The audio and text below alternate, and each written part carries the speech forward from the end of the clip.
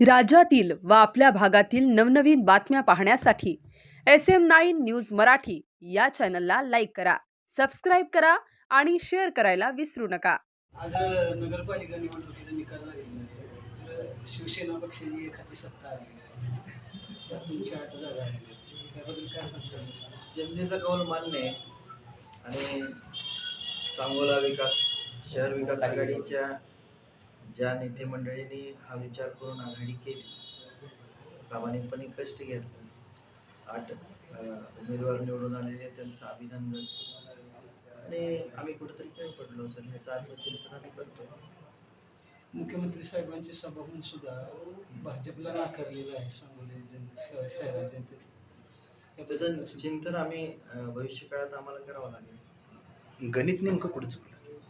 त्याचं चिंतन करावं लागेल. मी तरुण कार्यकर्ता आहे आणि गणित चुकलं असं म्हणण्यापेक्षा जनतेने आम्हाला नाकारलंय आणि का नाकारलंय ह्याचं भविष्यात चिंतन करावं लागेल. यामध्ये प्रामुख्यानं भारतीय जनता पार्टीसोबत शेतकरी कामगार पक्षाने युती केल्यामुळे कुठं कार्यकर्त्यांच्या भावना दुखावल्या होत्या. यामुळे कुठेतरी याचा या निवडणुकीमध्ये परिणाम कसं असतं तर शेतकरी कामगार पक्षाचे निवडून आलेले उमेदवार हे जे हक्काचे वॉर्ड होते त्याच वॉर्डात निवडून आलेले आहेत. तर मला असं वाटत नाही की काही दृष्ट्या तुमचं अंशतः बरोबरही असेल, पण जनतेने नाकारलाय. आम्हाला पराभव मान्य आहे आणि भविष्य काळात आम्ही त्याच्यावरती चिंतन करून पावलं उचलू.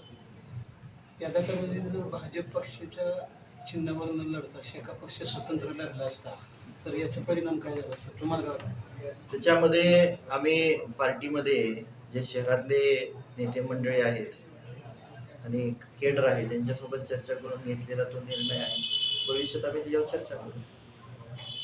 आघाडी पुढील जिल्हा परिषद पंचायत समितीला लागणार. भविष्यात मी मागे स्टेटमेंट दिलेलं आहे की केडर बेस्ड पार्टी असल्या कारणाने केडर समोर चर्चा करावी लागते आणि केडर जो निर्णय घेतो त्याला मान्य करून पुढे जावं.